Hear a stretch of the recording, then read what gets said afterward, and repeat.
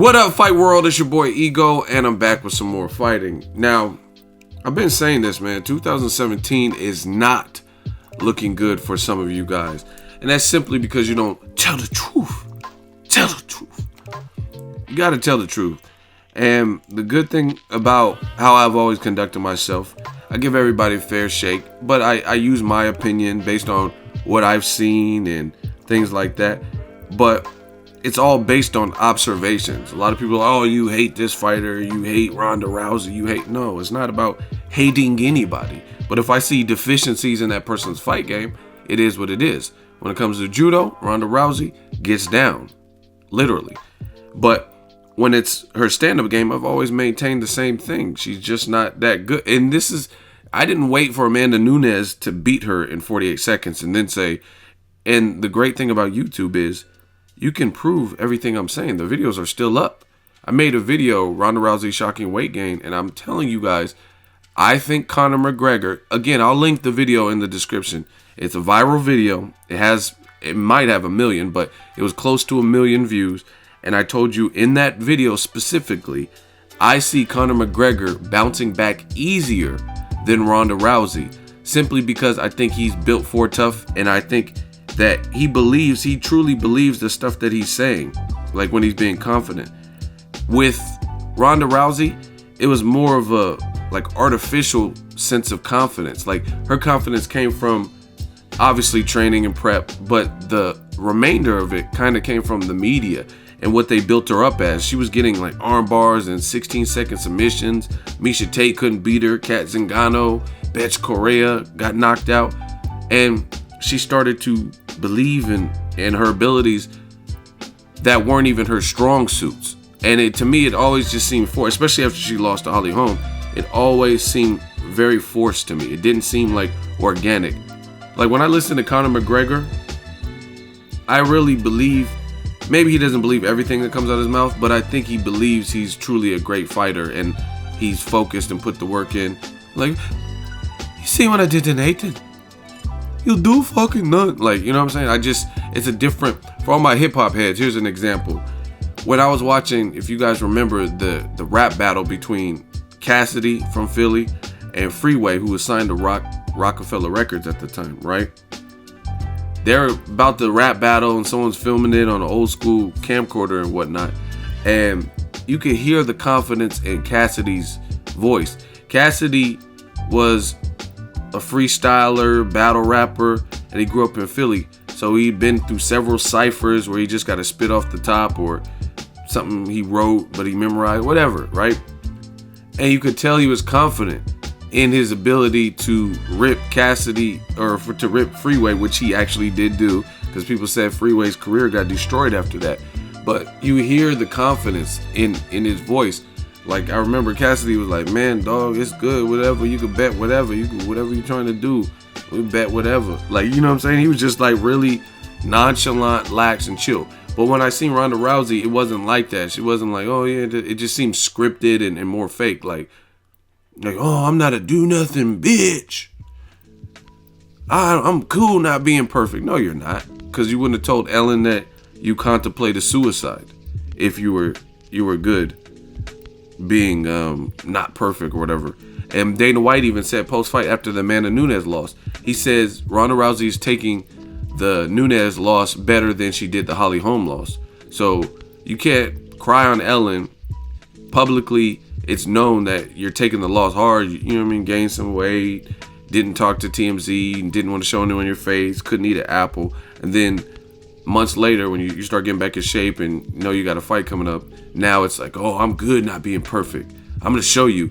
And doing all that mean mugging with the frowny eyebrows and stuff, like that scowl on your face before the fight, that's not fooling nobody, especially fighters like Amanda Nunes. I mean, I think she's a lesbian or whatever. She looks like she doesn't.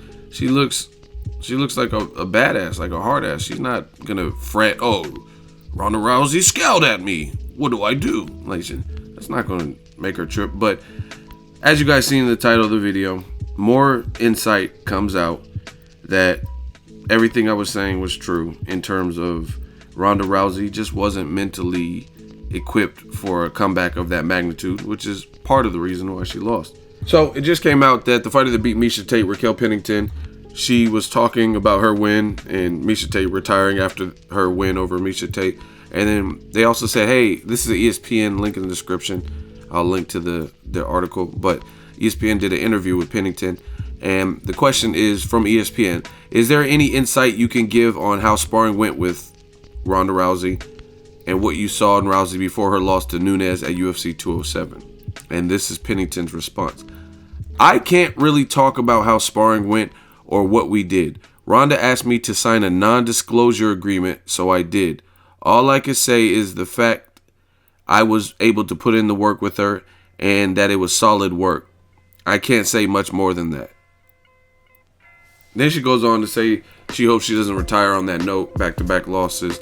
And again, this is all ties into what I've been telling you guys in terms of the mental mindset of a fighter, and it just didn't seem like Ronda Rousey was coming into this fight strong. Like, you're making her sign for sparring a non-disclosure, saying that means it's like a gag order.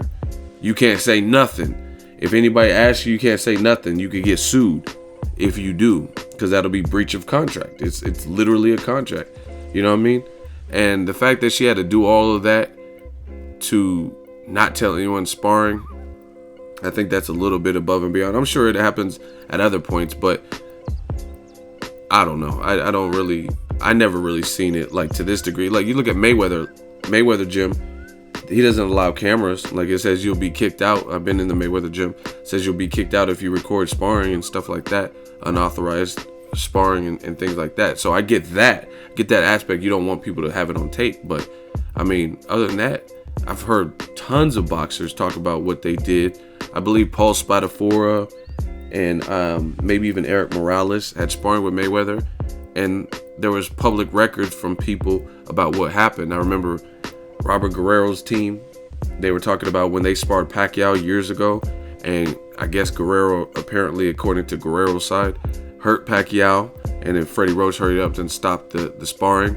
I've heard about sparring from Amir Khan and Pacquiao. You know what I'm saying? So obviously, I don't think there's any non-disclosure. It may not be on videotape, but I don't think anyone went as far as non-disclosures, because for the people to be talking about it openly on camera, then that means they would be breaching a contract. And I mean, what's the point of making someone sign a non-disclosure even if they breach the contract and actually blabbermouth and tell ESPN or whoever what the sparring was like and what actually happened, right?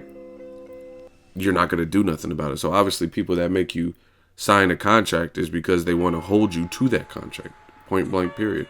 And that's just simple business. You get a credit card and they say, hey, you got to pay back your bill on the 24th of each month, and then you default and you don't do that, then what happens? You get a late payment. And if you don't pay within 31 days, then it'll go past due, and etc. So that's the whole point of a contract. So to me, the fact that Ronda Rousey felt the need to make Pennington sign a non-disclosure for just like the regular sparring, that shows, that's just another like cap in the hat to show me at least that Ronda Rousey was not mentally as strong as she was like maybe trying to project.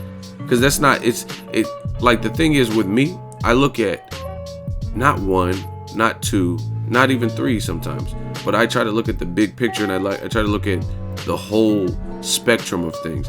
And it's not just that alone, it's that coupled with other things. Like, I did a video about it. Ronda Rousey, she had some kind of media obligation, and it was known and said from Rousey's side that nobody could ask any questions about Chris Cyborg. And I think if they did, they might get booted or something like that.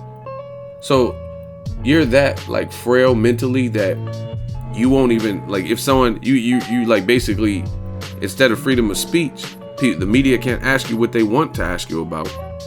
You want to censor them and say, you know what I mean? That's like the FCC or something. Like this can't be on the radio. Oh, we can't answer any Cyborg questions. Do you think, like, I'd never seen that from a top level fighter. Like Pacquiao, I'm sure he got tired after 5 years of hearing about Mayweather and not getting the fight for whatever reason. I'm pretty sure he got tired about hearing about Mayweather and Mayweather questions. Same thing with Floyd. I'm pretty sure Floyd Mayweather got tired of hearing Pacquiao's name. He probably thought he could beat him, and it's like, man, what does the media keep talking about this Pacquiao dude for? Like, I ain't beat other champions, yada, yada, yada. So it comes with the territory. You're a celebrity. People are going to talk about what they want to talk about. You know what I mean? If that's like Soulja Boy saying, hey, no Chris Brown questions. You can't tell people what they, you know what I mean? I guess you can, but it's not a good look. No Chris Cyborg, and then not go in the media blackout. Because she doesn't want to face reality and deal with the scrutiny and the quote-unquote media that turn their back. Listen, the media and the internet in general, they'll turn their back on anybody. There's no loyalty there. So that's what you have to be mentally tough. Even as a YouTuber, it comes with the territory. I get all types of shit from people sending me emails or like a comment, hateful stuff. Oh, well, like, you know what I'm saying? It is what it is. It comes with the territory. People don't like you. They don't like what you have to say. They don't like what you embody. It comes with the territory. But also with that comes a lot of admiration and a lot of adoring and a lot of fans that like you. So, you know what I mean? Focus on the positive stuff. Focus on the people who are Team Rousey and like want to see you progress. You know what I mean? The media, the negativity, it only overshadows the positivity if you let it. And I think Ronda Rousey, just again, this whole thing is a sign to me that she just wasn't mentally fit or mentally strong to be a re-emerging champion that quick. She needed her confidence back and clearly wasn't there. Non-disclosure, no Chris Cyborg questions, no media day. Like, why can't you talk to the media? The media pays the bills. You know what I mean? That's just what it is. The media pays the bills, helps to pay the bills. The fans help to pay the bills. And actually, obviously there's some like shitheads in the media, but ultimately the media is there to produce content to give to the fans, who in turn pay your bills. I think that's a better way. It's not necessarily the media is paying your bills, even though that helps you, but the fans. It's really about the fans. Like, that's what the media day. Like, do you think media members are the ones reading articles that others wrote? I mean, maybe if they want to write an article about it, but the real reason that the videos and stuff are put out and the people that are really commenting and stuff like that are the actual fans. So it's not like, okay, say the media turned their back on you. I mean, I understand maybe not working with somebody specifically that shitted on you, but you're not going to work with nobody, even the people that didn't bash you or whatever. Just not signs of a mentally strong person. And I rest my case. Let me know what you guys think of Ronda Rousey non-disclosure with Pennington, and can she bounce back? I got an interview from Troy King. It's hilarious. He's talking about the sparring and kind of doing a live reaction to what he's seen. That'll be on the channel shortly. Make sure you guys like and subscribe. As always, hate, comment, and subscribe. Till next video is Ego signing off. So if you enjoyed this video and want more content like this on the channel, you can show your appreciation by going to the PayPal donate button or the YouTube support button, and you can donate any amount that you feel is equivalent to the value of this video. Much more to come. Thank you guys for your support. Boxingego, the future of boxing.